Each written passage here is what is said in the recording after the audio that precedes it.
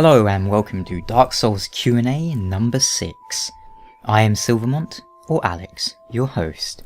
You provide the Q and I will hopefully provide the A. But what questions have you been asking, and what questions will I be attempting to answer today? Simple. Heide's Tower of Flame, and the Heide Knights specifically. But this is Dark Souls after all, so the answers will be vague, no doubt. But that's not really the goal here. The goal is to provide a topic of discussion, and as far as that goes, Heide is a great one, don't you think? Drew Pimlott said, if possible, please make a video on the Heide Knights. And there were a few other requests too, but not too much in the way of specific questions. So instead we'll focus on covering what we know about them first, and then moving on to the actual area, Heide itself. If you do have any questions about it though, do leave it in the comments below. Oh, and if you're wondering about pronunciation reference, I'm going by Salden, who calls it Heide. Just thought I'd mention that, as I know pronunciation can be a hot topic for some people. Personally, I don't really care too much. As long as I know what you're talking about, it's all good. So, the Heide Knights. Before Dark Souls 2 came out, the Heide Knight, as we only knew one from a certain screenshot, had a few fun nicknames. Evil Sunro, White Solaire, and so forth. And there's no mistaking that they do bear a resemblance to Solaire. But I don't think that's too important or indeed relevant. The resemblance comes from the helms, which are known as bucket helms or great helms, and are often associated with the Crusaders of the Middle Ages. In other words, they are common and not exactly a Solaire only thing, but you would be right in thinking, at least in Dark Souls, that particular type of helmet is obviously associated with Solaire. But let's move on. What do we know of the Heide Knights? Well, primarily we know that they wielded excellent weapons, a special alloy that makes the weapons extremely durable, and also seems to have the properties of infused lightning. Not only does the Heide Knight sword have innate lightning damage, so too do the spear, lance, and great lance. The armour, however, has unremarkable lightning resistance, and does not appear to be made of the same metal. Let's call it Heide steel for the sake of simplicity, even if we can't strictly say that it's steel. We don't know for certain. But we know their special alloy's composition is a mystery. In Drangleic, all they could manage were imitations. Vendrick sought to arm his troops with the best weapons, the best armour, so he obviously had an appreciation for Heide steel. And what about that lightning element? What is lightning typically used for and associated with in Dark Souls? Gwyn and his bolts, surely. When you go for lightning, you're generally using it because you want to fight a dragon, no? Were the Heide Knights fighting dragons? Probably not. But most of the Heide Knights we encounter are larger than typical humans, and pin-cushioned with arrows, and fight with strange, almost inhuman movements that, I have to point out, they do remind me a wee bit of Artorias. At least so far as their movements are concerned. What about Heide itself though? We don't know if Heide was a country or a kingdom, but we do know that the Way of Blue originated in Heide.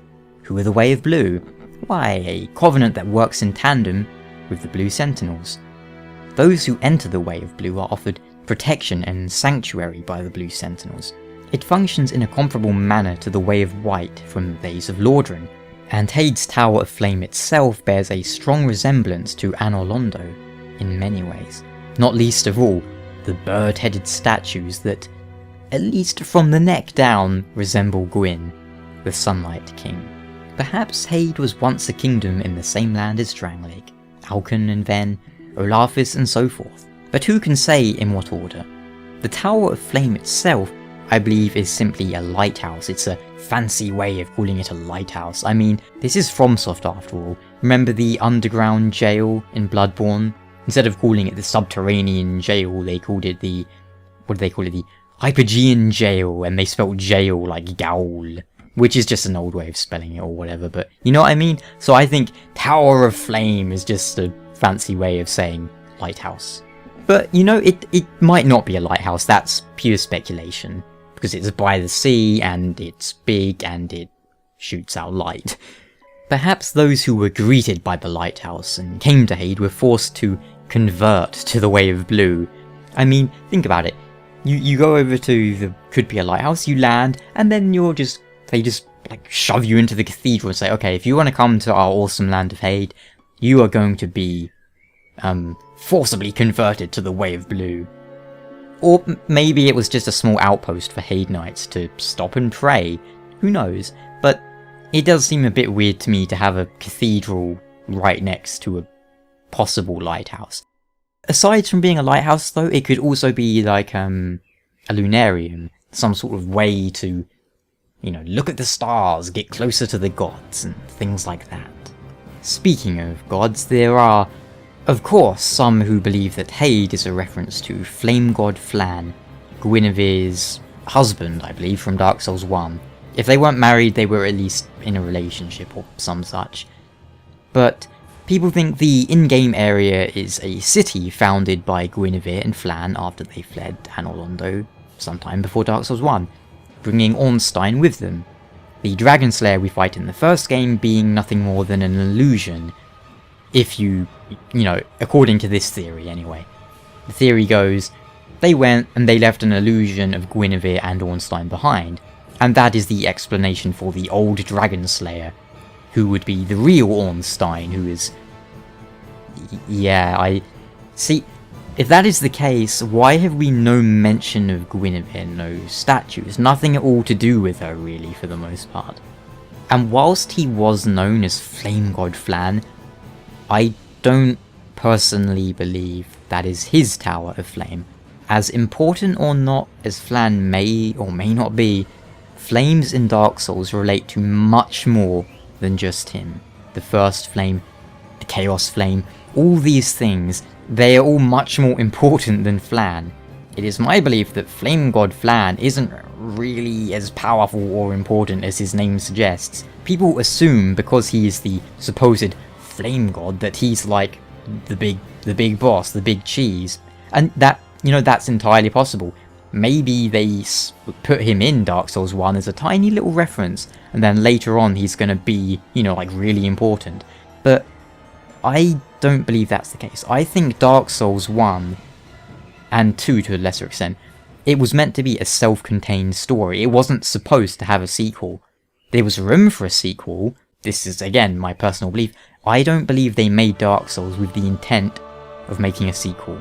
But going back to Flann, I think he's probably something more like a blacksmith god. Yes, blacksmiths use flame. You know, I think he has something to do with it, but I don't think he's a literal god of flame. It's just a grand way of giving him his name. Not like Gwyn, who was, in a more literal sense, an actual Lord of Sunlight. Even if his sunlight was lightning? Question mark, question mark, question mark. But after all, if Flann was so important, why does he have virtually nothing relating to him outside of, what, 1, maybe 2 item descriptions that mostly mention him in reference with Guinevere? Hey, that's just my thinking. Maybe he will pop up in Dark Souls 3 as the final boss. Or maybe not. No, it is my belief that Heide is perhaps the oldest of the kingdoms we know of, not including Lordran, obviously. For example, perhaps it went Lordran, then Heide, then Olafis, then Alken and Ven, then the Iron King, then Drangleic. Why do I think this? Mostly because of the lightning-themed weapons, the similarities to Anor Londo, and the Way of Blue and the Way of White. I still think that a lot of time has passed. I don't think it was like, you know, Anor Londo, then 10 years later it was Heide. Because, I mean, I think a vast amount of time has gone between each kingdom. And you might be thinking, if so much time has passed, why is technology still the same? And that's because I think it kind of goes in a cycle. At the end of Anor Londo, or the end of Lordran, it goes back to the beginning and it all begins again with Heide, and then again with Olafis and so forth. But things do carry on from one to the next, such as the Heirs of Sunlight Covenant, for example, and some of the Knight Armour and all that stuff, you know? Why do I think that? Because the similarities to Anor Londo, the Way of Blue, the Way of White, I still think a lot of time passed, but I believe Heide is a corruption of Anor Londo, of Lordran. They've forgotten the exact details, but memories linger on. That's my opinion. What do you think? If you have any ideas, please do share them in the comments. Likewise, if you have any suggestions for future Q&A episodes, questions in general about the lore, drop a line.